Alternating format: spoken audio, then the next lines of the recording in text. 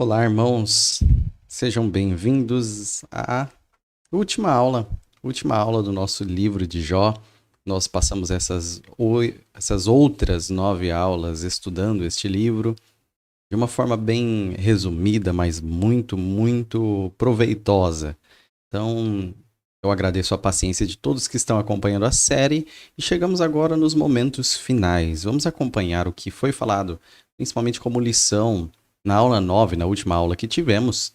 Nós vimos que na razão que tem fim, ou seja, a nossa razão, não cabe a razão infinita, que é a razão de Deus. Não adianta tentar compreender a Deus ou esquadrinhar tudo o que é Deus e parte em seu caminho ou aquilo que é da sua natureza ou seus desígnios, seus planos, seus propósitos. Não é possível. A nossa razão finita em entender o Deus infinito. Então ainda há quem espere ver a razão, mas não espera ver a Deus.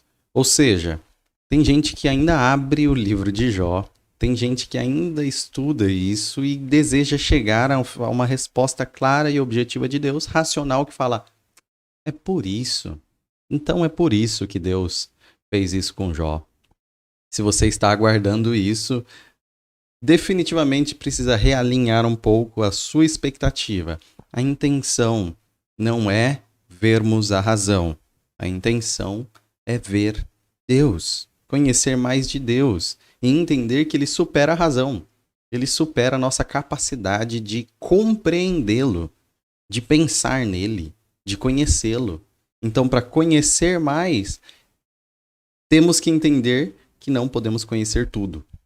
Então, o objetivo final de tudo o que acontece é glorificarmos a Deus em conhecermos nossa pequeneza e a sua grandiosidade. Chegamos à conclusão de que entender o nosso papel como criatura faz parte do plano de Deus revelar a si mesmo como Criador e isso glorificá-lo. E nós gerarmos a glorificação em nosso coração, a adoração em nosso coração, glorificarmos ao nosso Deus. Então, esse é o objetivo final de tudo que acontece e é do que está acontecendo com Jó também.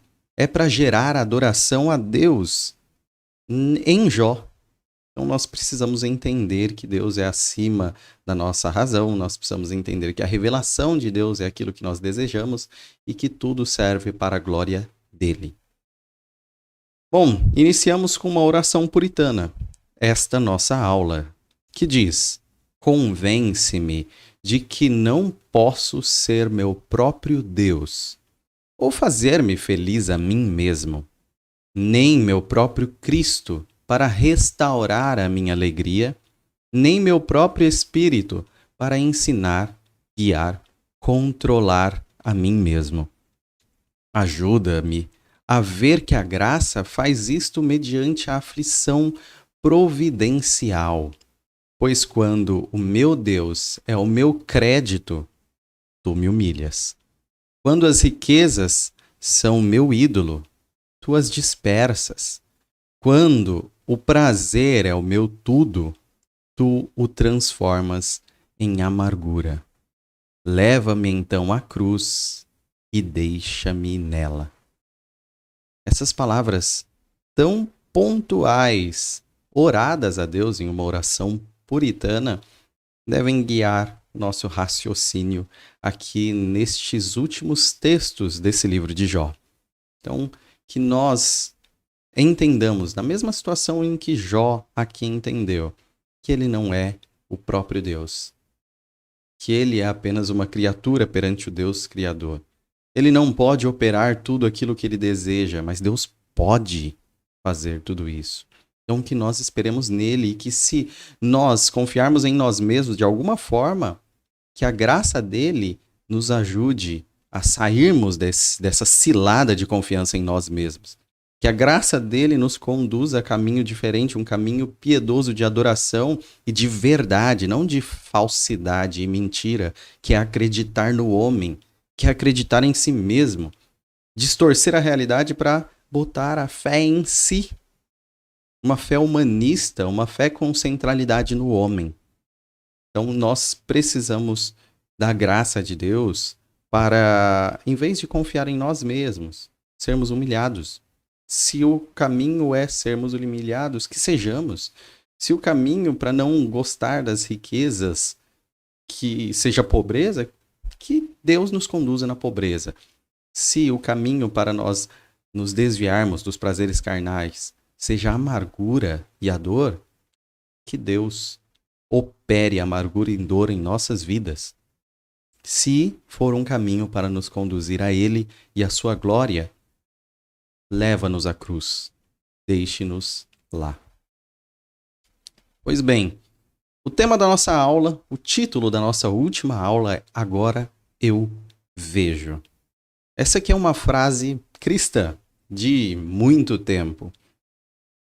Coisas que só Cristo pode fazer mesmo, que é curar cegos de nascença como nós somos. E que nós regozijamos quando nós podemos ver, a partir de que Cristo tire as escamas de nossos olhos e nós possamos ver a Cristo verdadeiramente. Esse é o regozijo de quem viu Deus. Este é um regozijo de quem teve a revelação de quem Deus é e verdadeiramente se regozija por ver a Deus. Agora eu vejo, agora eu entendo, agora eu compreendo ainda mais.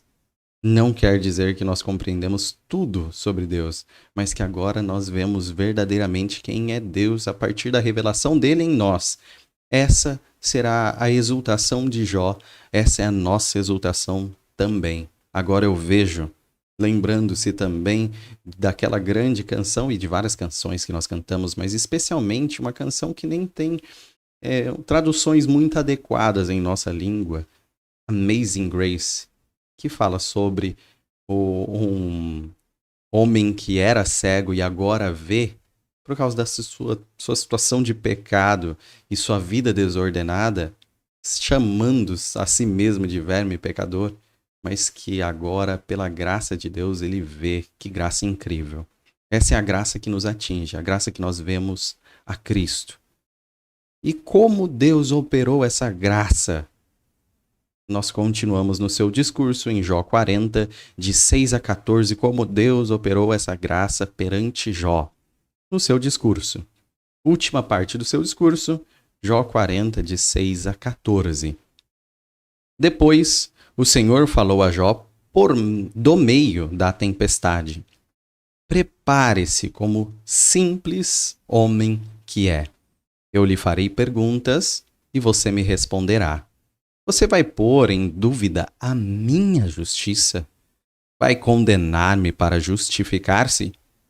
Seu braço é como o de Deus, e a sua voz pode trovejar como a dele? Adorne-se, então, de esplendor e glória, e vista-se de majestade e honra. Derrame a fúria da sua ira. Olhe para todo o orgulhoso e lance-o por terra. Olhe para todo o orgulhoso e humilhe-o. Esmague os ímpios onde estiverem. Enterre-os todos juntos no pó. Encubra os rostos deles no túmulo.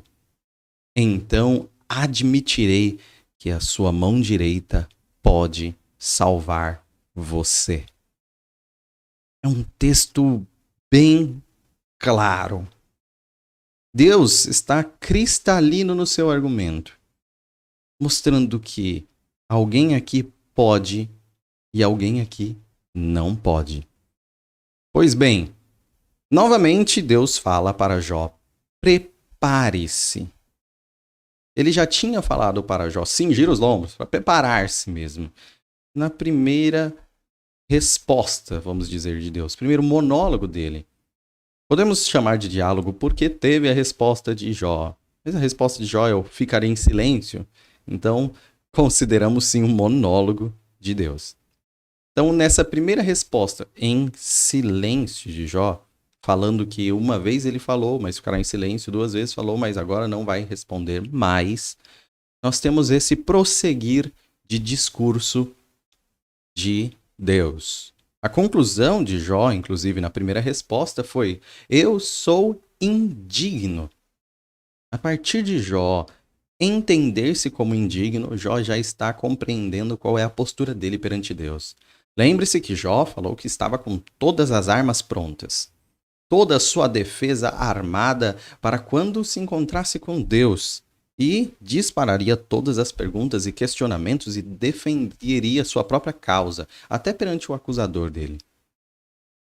Esse Deus, então, se revelou a Jó e tudo sumiu. Apenas Deus revelar-se a Jó e interrogar a Jó foi o suficiente para Jó não ter mais nada de argumento, mas nenhum argumento. Então, a única coisa que Jó identifica na primeira resposta que ele deu, final da última aula, sou indigno. E mantém o silêncio. Deus prossegue após esse silêncio, essa primeira resposta de Jó. E esse prosseguir também tem uma tonalidade de esclarecer quem é quem nessa conversa. Então nós vimos na última aula que ele já perguntou, já questionou Jó sobre a capacidade dele compreender, dele supervisionar a criação. E agora evolui para outro termo. E antes de chegar nesse terceiro termo, ele mostra, evidencia que Jó está errado desde os seus mais íntimos questionamentos. Deus pergunta: para você comprovar sua inocência, você condena a mim? Para você mostrar que é justo, você coloca Deus como injusto? Então você tem toda a razão, você tem toda a moral, você sabe o que é bom, o que é ruim. E se dependesse de você, o mundo estava certinho. Se dependesse da tua capacidade, tudo estaria funcionando bem. É essa a resposta de Jó. Se dependesse de Jó, o justo estaria totalmente regozijando, alegrando-se na sua justiça, e o ímpio estaria sofrendo, se dependesse de Jó. Então, Deus convida: Jó, veste a sua glória, faça justiça, destrua o ímpio, destrua toda a impiedade do mundo. Então, se você fizer isso, conseguir resolver tudo, então eu reconheço que você pode salvar a si mesmo. Bom, nós sabemos claramente que os homens não conseguem fazer isso, não têm potência para fazer isso. E nos momentos em que homens se ajuntaram para aplicar justiça, sempre colheram mais injustiça. Mais e diferentes, às vezes, apenas mudaram, mas às vezes até a mesma injustiça. Os homens não conseguem com seu próprio braço praticar a justiça. Eu lembro de alguns episódios na história, muitos deles, mas cito apenas 2. Por exemplo, na Inglaterra, há muito tempo atrás, século XVII, quando o parlamento, aqueles que o povo elegeu, eles tinham uma opinião que representava, ou deveria representar, a opinião do povo. Mas o rei tinha uma opinião diferente e tinha imposições que o povo não queria. O que o povo fez? Lutou contra o rei. O parlamento lutou contra o rei. Venceram o rei. E agora quem manda no país, declararam uma república ainda no século XVII, quem mandava no país seria o parlamento. Pois bem, o líder do parlamento foi lá e também, depois de alguns anos, dissolveu o parlamento e não quis mais ouvir o parlamento. Então, a resolução que eles deram caiu no mesmo erro que eles tinham antes de propor. A justiça que eles definiram que seria feita caminhou para os mesmos lados. Que justiça é essa que os homens conseguem aplicar e caem nos mesmos erros? Na França, a gente teve algo distinto disso, bem mais sangrento, inclusive. Quando eles quiseram mudar as leis e tornar algo mais justo aos olhos dos revolucionários, principalmente um grupo, não sei se vocês já ouviram falar de jacobinos, eles definiram: isso é justo, aquilo não é de forma alguma justo. Então nós precisamos aplicar justiça. E a justiça deles foi através de sangue, cortar cabeças. E começaram a matar todos os injustos. E aí passaram a matar os próprios revolucionários, colegas de revolução, porque não achavam eles tão justos quanto os líderes. Até o momento que os líderes também perderam a cabeça. De tal forma que foi conhecido esse período como o período do terror, de tantas cabeças que rolaram na guilhotina francesa. E nós tivemos um fim daquela etapa sangrenta a partir de um retorno à mesmice, ao que já era. Então, o que nós temos como busca de justiça, historicamente, só citando 2 fatos, são terrores, são erros, são repetições de erros, sempre que os homens tentam resolver.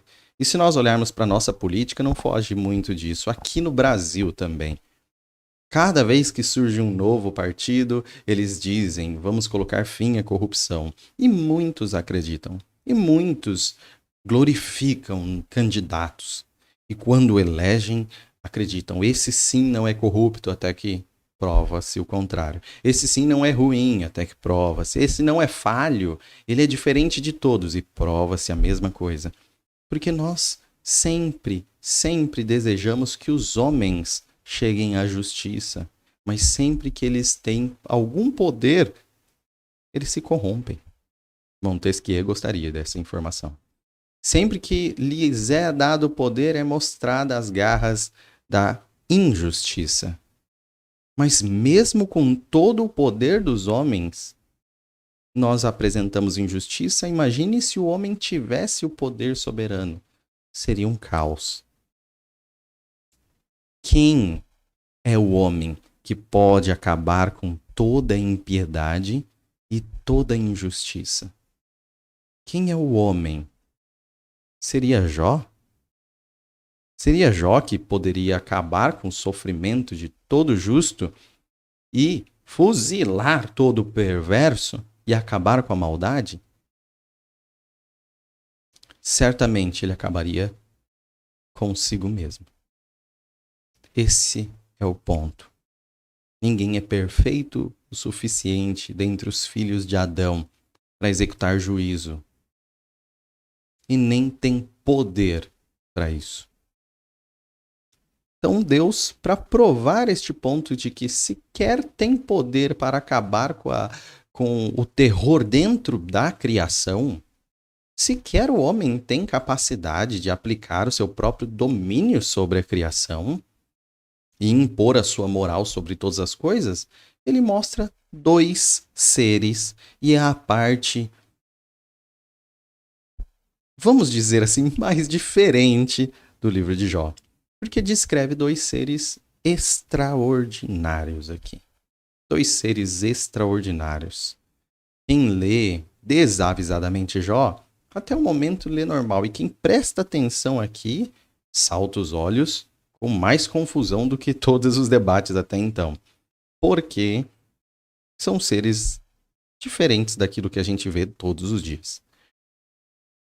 Jó 40, 15 a 19 e depois o 24. Resumindo um pouco. Veja o Behemoth. Já ouviram falar? Veja o Behemoth. Quando criei quando criei você e que come de capim como boi. Lendo de novo. Veja o Behemoth, que alguma tradução aí pode ter um outro nome na sua Bíblia. Mas veja o Behemoth que criei quando criei você e que come de capim como o boi. Que força ele tem em seus lombos? Que poder nos músculos do seu ventre? A cauda dele balança como o cedro. Os nervos de suas coxas são firmemente entrelaçados. Os seus ossos são como canos de bronze. Seus membros são varas de ferro. Ele ocupa o primeiro lugar entre as obras de Deus.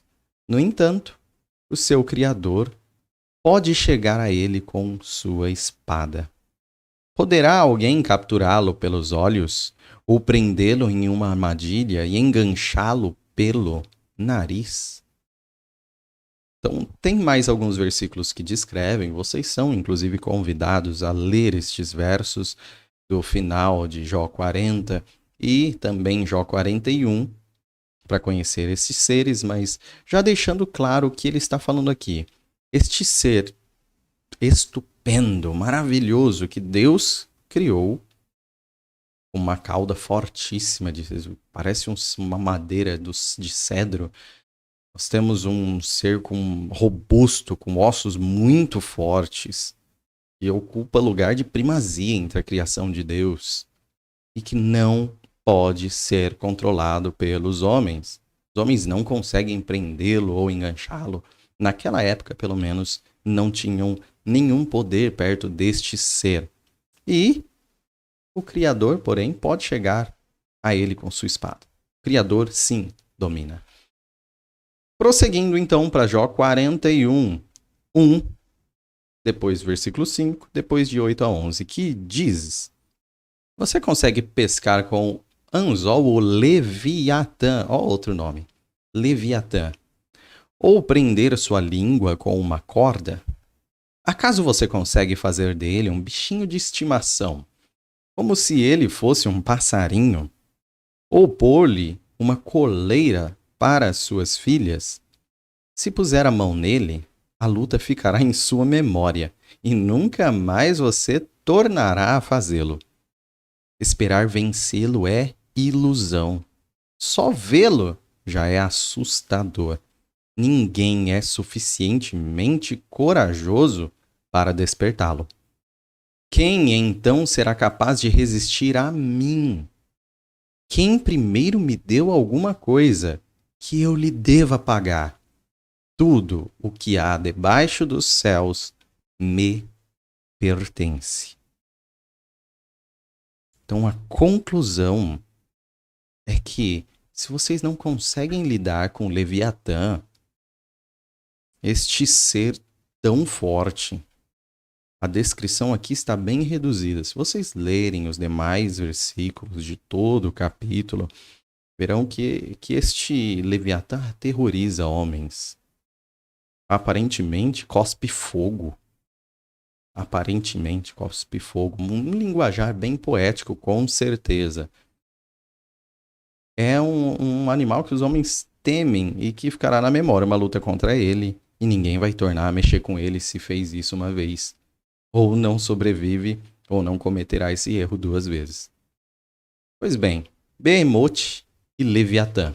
Em algumas bíblias já há tradução, em vez de Behemoth e Leviatã, para hipopótamo e crocodilo. Então, considerando que Jó é um livro poético que traz uma linguagem poética, nós temos essas principais hipóteses de que se refere a um fortíssimo hipopótamo que, segundo a tecnologia, as armas que eles têm disponível nessa época tão primitiva, é muito difícil do homem controlar. E o crocodilo, que ninguém colocaria uma coleira e daria para sua filha passear com ele. Então nós temos essas possibilidades e em várias bíblias já traz traduzido Behemoth para hipopótamo e crocodilo para Leviatã. Mas as hipóteses não se encerram por aí por causa dessa descrição deles que é poética. Essa poesia feita, então, traz vários elementos muito acima do que é o Behemoth e o Leviatã, traduzidos para hipopótamo e crocodilo. Por exemplo, até é difícil encaixar hipopótamo como um rabo que se compara ao cedro, de tão forte, aquele pequeno rabo do hipopótamo. Então eles tentam, em alguns outros lugares, comparam outros animais pacíficos, assim, pacíficos no sentido de não carnívoros, vamos dizer mais claramente. Ou compara um elefante, compara outro tipo de animal que também passeia nas superfícies das águas ou também em terra. E algum animal das profundezas seria o crocodilo, que é mais incontestável aqui, por causa do grande enredo de temor, por exemplo, no Nilo, no rio Nilo dos egípcios, mas também acaba sendo de alguns rios da Mesopotâmia, também chega a, a rios talvez de Israel, mas naquela região cananeia. Mas em si, não é a única possibilidade de interpretação. Aqui é difícil, mas tem uma segunda possibilidade, também defendida por um número menor aí de estudiosos da Bíblia, mas também eruditos, dizem da possibilidade de serem seres mitológicos que não existem mesmo. Ou seja, dentro daquela tradição, daquela região, principalmente nessa antiguidade, eles tinham vários contos, várias narrativas de vários povos, não de um só, mas de vários povos que citam estes monstros. Monstros mesmo. Monstros mitológicos, monstros da mitologia. Esses monstros míticos, então, eles são dois monstros, um que habita as profundezas das águas e outro que habita a terra, e eles dois hão de se erguer no final dos tempos e lutar um contra o outro, como se fosse uma grande serpente marinha e um grande monstro da terra. São, sim, representações do terror das águas e o terror da terra. Mas tem quem creia que até no imaginário dos povos da época, os monstros mais terríveis, Deus domina sobre eles, mesmo que não existam. É uma possibilidade que eu particularmente não compactuo muito bem com ela, mas é uma possibilidade de interpretação também tida por alguns. E outra possibilidade, citada em menos livros ainda, menos, mas já defendida ou trazida como possibilidade em Bíblia de estudo, por exemplo, de Joel Bick, ou mesmo Adalto Lourenço, cientista contemporâneo nosso, também fala dessa possibilidade, sendo Behemoth, um dinossauro, e Leviatã, um monstro marinho. Ele ainda sugere até a possibilidade de Adalto Lourenço sugere a possibilidade do Leviatã ser um dragão. Ou seja, um sentido mais literal daquelas palavras ditas. Então, Behemoth, sendo um dinossauro, cumpria com toda a descrição. E Leviatã, sendo literalmente um dragão, também cumpriria. Mas muitos e a maioria não concordam com essa possibilidade, até porque nós buscamos mais racionalmente, vamos dizer assim, ou se formos para o campo científico, saber que os dinossauros não estiveram comprovadamente junto com os humanos na mesma época, se ir para um lado exclusivamente científico já traz essa dificuldade, mas se eles habitaram juntos numa outra possibilidade de interpretação, defender como um monstro marinho seria ideal para o Leviatã. É muito difícil entender um dragão, né? Mas enfim, o que é certeza aqui? Por isso que a maioria, lembrem-se, a maioria, buscando em várias fontes, hipopótamo e crocodilo. Descarta as outras possibilidades? Nenhuma está descartada. São estudiosos, mas não há um consenso. Não há uma certeza absoluta. A única certeza absoluta aqui é que sim, estes dois seres, Behemoth e Leviatã, Deus criou. Essa é a certeza. Deus os criou. E são descritos de forma incomparável, mas Deus domina estes dois seres. Deus tem mais poder do que estes dois seres. Deus é mais capaz que eles. E os homens não. Esse é o ponto. Se dentro da criação há seres que o homem não domina, se dentro da criação há coisas muito superiores ao domínio do homem, Deus está acima dessas coisas. Como que o homem poderia diretamente com Deus querer dominá-lo? Dominar as suas ações com o que você acha certo e errado. Dominar as ações de Deus com o que você acha que deveria acontecer e não deveria acontecer. Aquela tragédia, não, como Deus pôde fazer isso, eu não faria. Aquela morte, como Deus pôde deixar aquela pessoa morrer, eu não deixaria. Essa é uma frase de quem sequer consegue controlar o que Deus criou, mas quer controlar o Deus que criou. O homem mandou agora uma sonda, a Perseverance, se eu não me engano, não sei se pronuncia aí, Perseverança, é uma sonda para Marte, querendo buscar algum estudo, algum conhecimento. O homem quer dominar.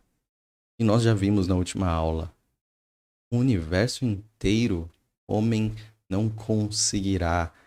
As profundezas marinhas, o homem até hoje não domina todo o oceano, não conhece todo o oceano. Imagine todas as galáxias. Quem é o homem? Mas Deus domina. Deus está controlando e regendo tudo e todas as coisas. Quem somos nós? Quem somos nós? Então vamos entender a resposta de Deus. Jó, ele questiona porque ele considera que ele é justo. Ele considera que ele não errou e que ele é íntegro. E que ele, por ser íntegro, ele considera o tratamento de Deus para com ele injusto. Ou seja, eu sou justo, Deus é injusto. É isso que Jó está considerando aqui. E ainda ele deseja compreender por que isso está acontecendo, ou seja, compreender o caminho de Deus, os caminhos de Deus, compreender a Deus. Então, qual é a grande resposta? Lembremos, Deus questiona se Jó é capaz de compreender a criação, de supervisionar toda a criação e dominar a criação. Afinal, Deus pode. A pergunta é, Jó, você pode? E a resposta retórica é, obviamente, não, não e não. Então, não há razão humana que compreenda como e por que Deus faz. Mas isso não muda que Deus faz. Não há moral humana que compreenda como a justiça de Deus guia todas as coisas. Mas sim, Deus é justo e bom o tempo todo. Por mais que não possamos alcançar, Deus é. Deus é. Se não entendemos a criação, como entender o Criador? Se não conseguimos observar, se não observamos tudo o que acontece no mundo inteiro, em todo o tempo, como que nós como conseguiríamos observar todo o agir do Criador em todos os lugares, em todo o tempo, para compreender um pouco mais do Criador? E se não dominamos a criação, por que desejamos dominar o Criador?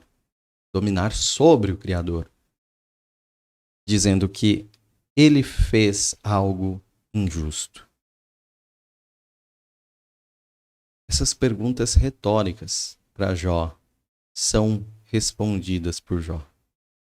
Respondidas com a resposta certa. Não se engane. Esse é o ponto em que nós separamos. O que então Deus respondeu? Vamos entender o que não está dito aqui. Deus não explicou a razão do seu agir, mas revelou-se a Jó.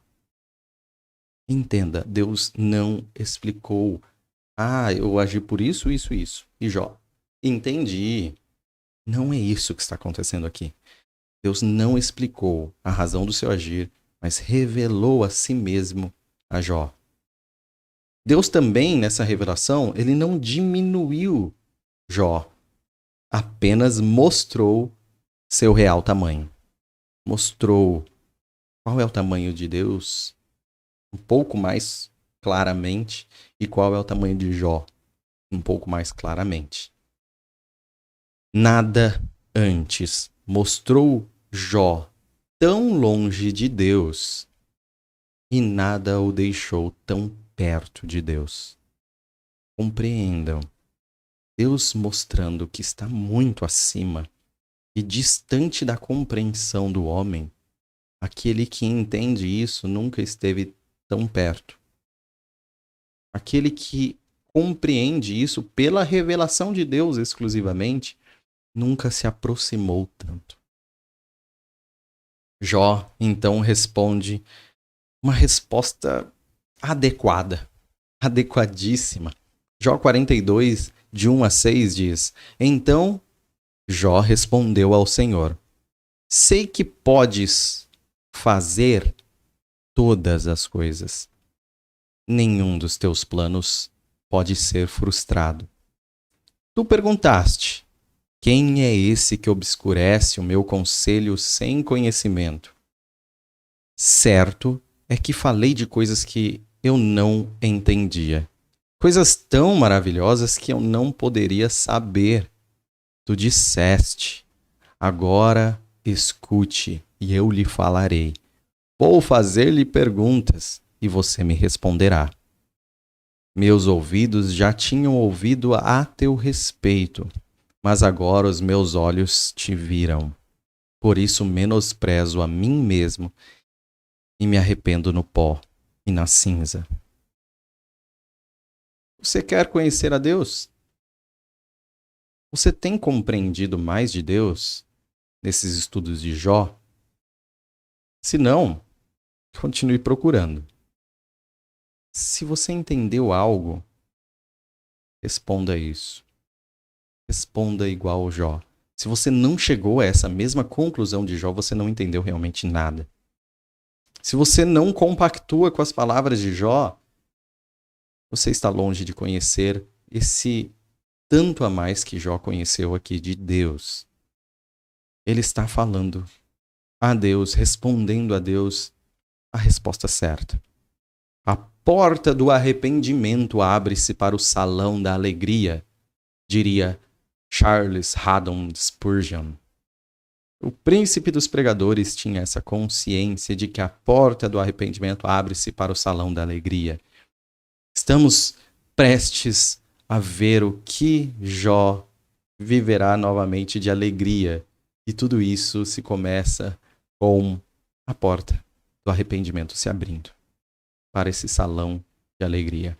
A resposta certa de Jó é que Deus pode. E não apenas no sentido de potência nunca utilizada, mas Deus pode e faz. Nada do que Deus planejou será interrompido. Nada do plano de Deus antes da eternidade, até na sua vida, será frustrado. Será realizado e ponto. Nós não podemos frear a Deus. Nós não podemos mudar os planos de Deus. Nós não conseguimos frustrar o que Deus determinou. Essa é a resposta adequada de Jó. E esta é a nossa resposta adequada se compreendemos quem é Deus, segundo a sua revelação e segundo a busca pela sabedoria contida nesse livro de Jó. Ele chega à conclusão que é a minha razão e o meu pensamento. Ele mesmo está falando. Realmente, eu entendi quando dissestes: quem é esse que obscurece? Torna em trevas a razão através de questionar a Deus. É aquele que não apresenta a sabedoria buscando a sabedoria. É aquele que não consegue compreender as coisas porque depende da sua própria compreensão. E ele chega finalmente na revelação de Deus, quando Deus se revela, quando Deus mostra mais de si mesmo a Jó. Jó chega a entender o que eu sou, o que é a minha razão, o que é o meu pensamento, onde eu posso chegar. Como eu fui tolo em achar que eu poderia compreender. Como eu fui tolo em achar que eu posso compreender a Deus. Ele fala coisas tão maravilhosas que eu não poderia saber. Você tem noção do impacto dessa frase? Coisas tão maravilhosas que eu não poderia saber. As coisas de Deus têm um aspecto tão maravilhoso, tão maior, tão mais belo, tão mais intenso, tão mais rico, tão mais profundo, que a nossa mente não compreende em sua natureza. Filhos de Adão, não podemos compreender, então dependemos que Deus revele a nós. Deus revele a nós. Sabe algo que você vai entender se eu mostrar esta frase na sua vida? Se você conhece verdadeiramente a Jesus, é porque ele se revelou a você.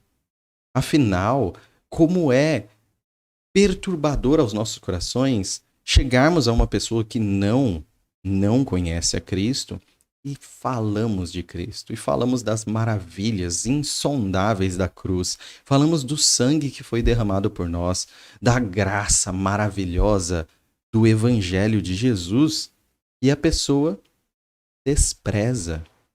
E a pessoa fala: eu acredito nisso. E não muda nada na sua vida. E a pessoa não se deslumbra. E a pessoa não enxerga. A pessoa não enxerga. Você é assim por sua natureza de Adão. Você não enxerga as maravilhas tão profundas de Deus. Você não vê na sua natureza velha. Mas Deus, ou como nossa aula, então o Senhor. Mas houve um ponto de diferença na sua vida, que é Deus se revelando, que é Deus lhe abrindo os olhos, e então você vê. Então você se deslumbra. Aquilo que nós chamamos de conversão, novo nascimento. Finalmente você consegue enxergar. E aí a mesma informação. Jesus morreu numa cruz, derramou sangue para salvar os seus. E você se jorra no chão, e você se despedaça, e você treme, e você se arrepia, e você chora por seus pecados, e você se alegra pela sua salvação. E você olha para Deus e o chama de Salvador. Olha para Cristo e o reconhece como o seu Senhor e Rei. Como sempre isso foi falado e só agora eu vejo. Agora eu vejo. É porque Cristo se revelou. É como aqueles discípulos no caminho de Emaús. Lhes ardia o coração na exposição da palavra, mas eles não enxergavam Cristo. Mas em determinado momento, Cristo se revela a eles. Ele sempre estava lá, mas os olhos não viam. Agora, meus olhos te veem. Essa é a conclusão dele. Até ouvi falar sobre. Isso passou, toda essa informação passou nos meus ouvidos vezes e vezes. Eu até entendia. Eu até aceitava como verdade. Mas é uma verdade que permaneceu, vamos dizer assim, no meu cérebro, na minha memória. Mas nunca desceu para o meu coração. Mas agora eu te vejo. E obviamente, nós estamos falando de não coisas físicas. Não é uma comparação de escutar e ver literalmente, fisicamente. Porque Deus ali falou, apenas foi ouvida a voz dele, através de uma tempestade, de um redemoinho. Mas, agora vejo quer dizer que a revelação agora é percebida. Deus revelou a si mesmo a Jó. Até então, apenas era essa informação de sempre. Nunca deixe de clamar a Deus, revela-te a mim. Nunca deixe de clamar a Deus, revela-te ao meu próximo. Nunca deixe de clamar a Deus, revela-te à minha família. A nossa esperança não está em que nós ou eles cheguem a racionalmente entender a Deus, entender o Evangelho, entender a cruz. Está em que Jesus se revele a eles, se revele sempre a nós. E a conclusão sobre si, quando nós entendemos verdadeiramente a Deus, entendemos verdadeiramente a nós. E a conclusão sobre Jó, sobre Jó, a partir da revelação de Deus, menosprezo a mim. Se antes eu me disse justo, a ponto de falar que Deus é injusto, hoje eu menosprezo a mim, porque agora eu conheço a Deus. Se eu conheço a Deus, eu menosprezo a mim. A vida cristã verdadeira é totalmente ao contrário do que o mundo apresenta de elevação do homem. Aquele estilo de você é forte, capaz, perfeito, mesmo que ninguém reconheça, você é o cara. A fé cristã vem trazer Deus é perfeito, forte, capaz. Você é criatura dependente dele e se regozije na sua dependência, se regozije no seu Criador. Então é de colocar toda a glória em um só Deus. Teocêntrica, concentro em Deus é a nossa teologia. Então, menosprezo a mim mesmo e Jó chega à conclusão final dele. Final. Me arrependo em pó e cinza. Jó estava no pó e na cinza desde que houve a sua doença. Jó já estava nessa situação de desprezo, mas a sua alma não. O seu intelecto ainda não estava. Ele sabia que fora humilhado, mas que não merecia pó e cinza. Então ele estava lá fisicamente, mas não se achava digno de estar lá espiritualmente. Agora ele diz: eu me arrependo.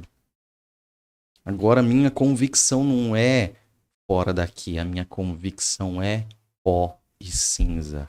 Eu tenho forte convicção de que o que eu mereço perante Deus, pó e cinza. É como se ele pegasse aquela cinza e aquele pó, jogasse novamente nele, falando: é isso que eu mereço perto de ti. Seja louvado o teu nome. E eu, arrependido, menosprezo a mim mesmo.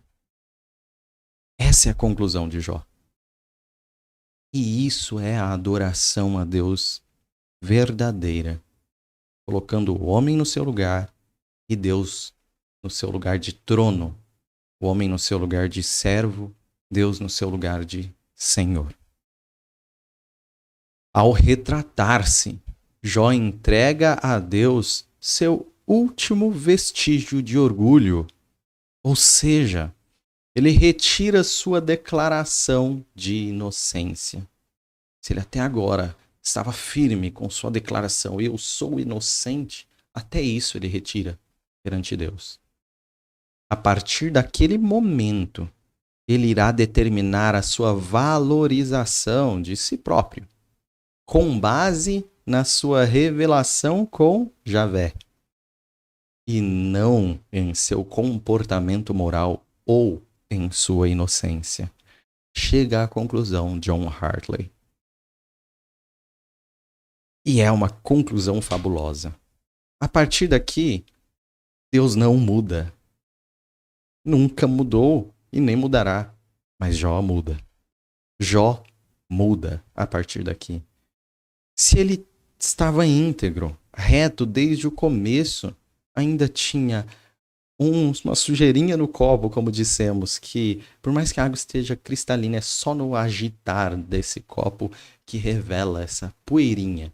Essa poeirinha está sendo resolvida. É a poeirinha do orgulho. E esse orgulho de Jó, pelo seu próprio status, aquele comportamento seu moral impecável que gerou tanta alegria no próprio Jó, agora vai cair por terra. E ele não vai ter mais um valor em si pelo seu portar. O valor em nós é Deus revelado. É o Deus que se mostra a nós. Então, a partir dessa revelação com Deus, que ele vai ter o valor em si, não pelo seu procedimento, pelas suas obras, pela sua conduta moral, sua inocência, mas ele é revelação. E a nossa história chega ao fim em Jó 42, de 7 em diante, leremos até o final. Primeira parte desse fim é: e os amigos de Jó? 7-9 diz: Depois que o Senhor disse essas palavras a Jó, disse também ao Elifaz de Temã: Estou indignado com você e com os seus dois amigos, pois vocês não falaram o que é certo a meu respeito, como fez meu servo Jó. Vão agora até meu servo Jó, levem 7 novilhos e 7 carneiros, e com eles apresentem holocaustos em favor de vocês mesmos. Meu servo Jó orará por vocês. Eu aceitarei a oração dele e não farei com vocês o que vocês merecem pela loucura que cometeram. Vocês não falaram o que é certo a meu respeito, como fez meu servo Jó. Então Elifaz de Temã, Bildade de Suá, Zofar de Naamate, fizeram o que o Senhor lhes ordenara, e o Senhor aceitou a oração de Jó. A grande virada aqui. Deus agora testemunha para os 3 amigos, acusadores de Jó, aqueles piores consoladores possíveis, e fala: meu servo Jó, ele falou o que é certo, vocês falaram o que é errado, e agora vocês pedirão para ele orar por vocês, e aí eu aceitarei e não punirei vocês. Pois bem, Deus revela-se agora também ao Elifaz, amigo de Jó. Mas não é só o que a gente pensa de revelação, né? A ira também de Deus é revelada. Ele se revela em ira e fala: façam propiciação mediante a minha ira. Apaziguem a minha ira por sacrifícios.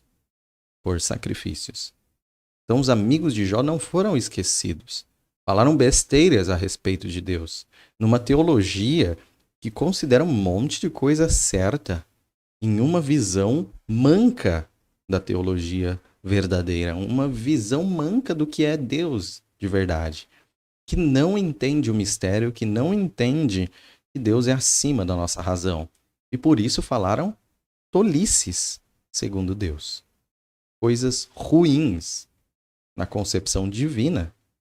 Percebam, é interessante que fala aos 3 amigos de Jó, mas não fala a Eliúde. O último amigo de Jó não é citado, esquecido aqui nesses momentos finais.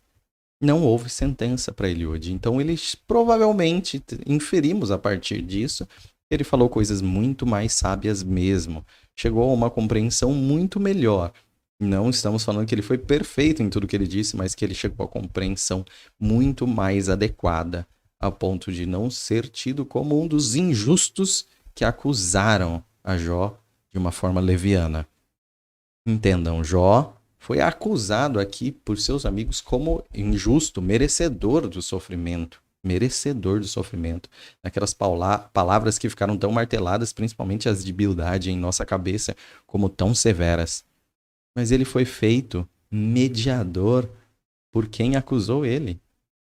Mediador dos que são verdadeiramente injustos por acusar o justo. Então, os injustos têm em Jó sua mediação. Olhem como Jó está sendo demonstrado nesse finalzinho agora.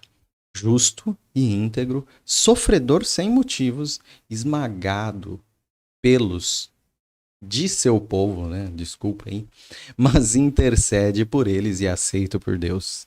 Então, aqueles que são próximos a ele, aqueles que são amigos dele, foram justamente os que esmagaram a Jó com argumentos falsos, com acusações que não eram dele. E isso mostra um caráter de Jó muito acima daquilo que Jó é em si. Essa história final de Jó mostra que esse justo e íntegro que sofre sem motivos e que os outros impõem injustamente pecado nele.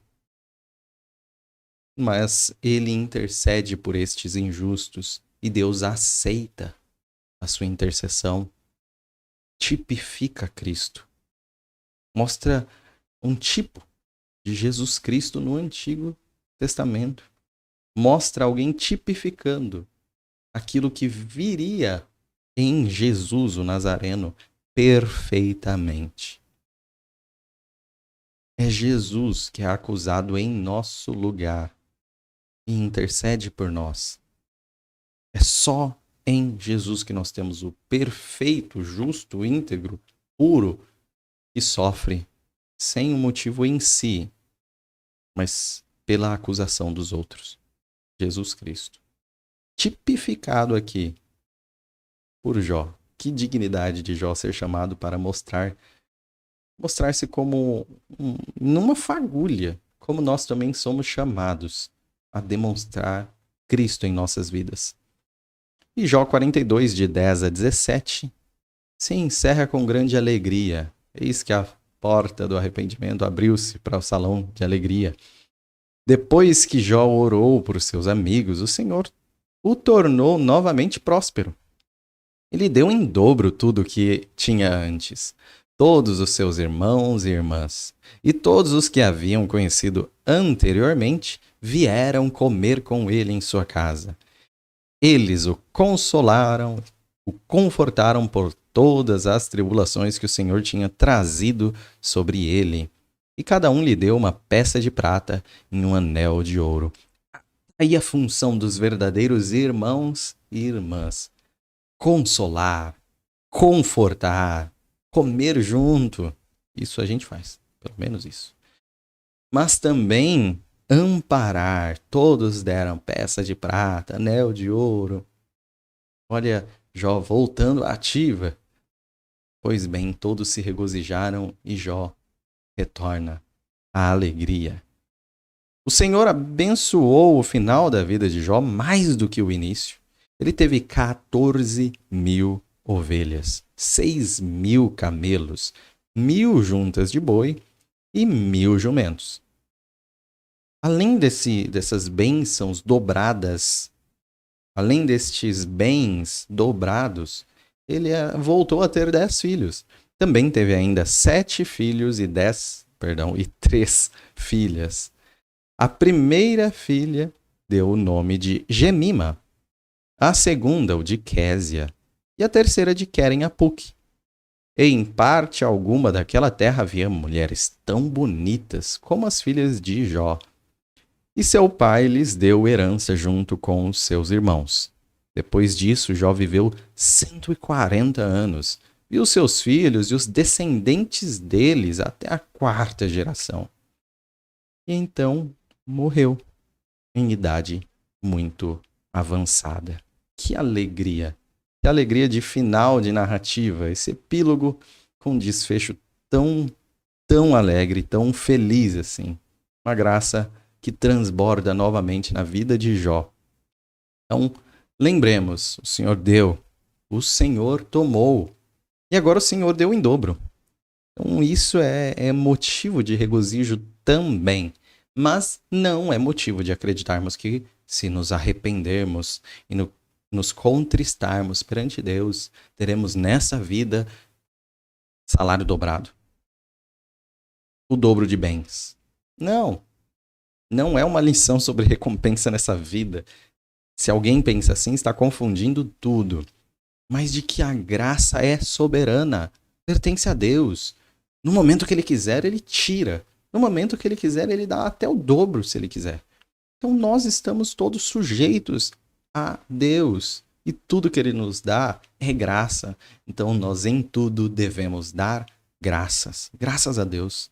Seja Ele glorificado. É interessante ainda destacar as filhas, as belas filhas de Emima, que significa pomba, talvez pela singeleza. Késia, que significa canela, pelo aroma. E Queren-Apuk, que significa recipiente de tinta para óleos. Mostrando aí algum significado cosmético. Todas elas na demonstração da beleza mesmo. E Jó dando herança a elas entre os homens, algo que era totalmente propício na época a homens, dando herança, repartindo herança também entre as mulheres, mostrando as lições de graça e não merecimento dentro daquele sistema de herança. E ele transbordando isso, ensinando isso, mesmo aqueles que, dentro da nossa razão, da nossa justiça temporal dos homens daquela época, não lhes é devido, também dê a quem não é devido. Ele entendendo o mistério, ele entendendo a graça e transbordando graça. Mas, depois de ver gerações de filhos, descendentes, netos, bisnetos, até a quarta geração ele viu, novamente é tocado agora pela morte, mas em definitivo. Não em uma doença, esse é o lado gracioso, mas por velhice, vendo toda essa alegria e com todo esse regozijo, morreu com muitos anos, mas morreu. Lembremos que tudo isso é passageiro, então não está aqui a verdadeira alegria de Jó. A alegria de Jó está no eterno. E toda nossa alegria deve estar em buscar o eterno. Porque, por mais que tenhamos muito, morremos.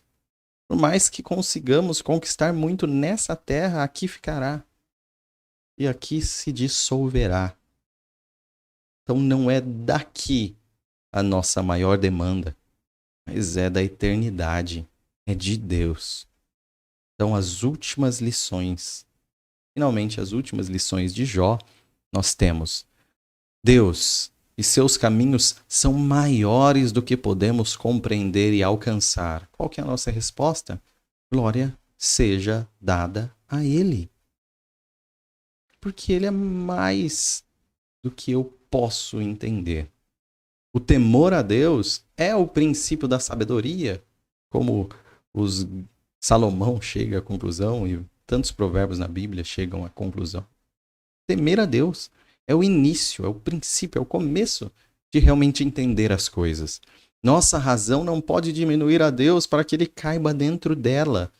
Então, entender Deus como acima é temê-lo pelo que ele é. E temê-lo pelo que ele é, admitindo que não cabe na sua razão, é o princípio de uma razão adequada, uma sabedoria adequada. E uma glorificação de Deus através do nosso conhecimento, da nossa razão, da nossa sabedoria. E por fim, conhecer a Deus depende de Deus, não de nós. Nossa busca que deve haver, nosso desejo que deve persistir e o nosso estudo que deve sempre ser contínuo, como estamos fazendo agora nessa série de estudos, e não continuaremos durante a nossa vida inteira. Então, nossa busca, nosso desejo, nosso estudo é resposta de Deus em nós. É resposta dele em nós. Revelação dele a nós. Não mérito nosso. Não mérito meu ou seu. Toda essa busca, todo esse desejo, todo esse estudo é a glorificação de Deus em nós. É Deus sendo glorificado em nós. Que Deus nos abençoe para que possamos buscá-lo. Que Deus se revele a nós para que possamos compreendê-lo ainda mais. Finalizando com uma última citação. Ensina-me a procurar-te e mostra-te a mim, que te procuro. Pois não posso procurar-te a não ser que me ensines. Nem posso encontrar-te a não ser que te mostres. Procure-te desejando. Deseje-te procurando. Encontre-te amando. Ame-te encontrando. Anselmo de Cantuária. Nós temos a patrística da igreja. Essas belas palavras de Anselmo, mostrando o nosso conhecer a Deus. O nosso processo de busca que existe, mas nem sabemos buscar. Que Deus nos ensine. Que Deus nos ensine.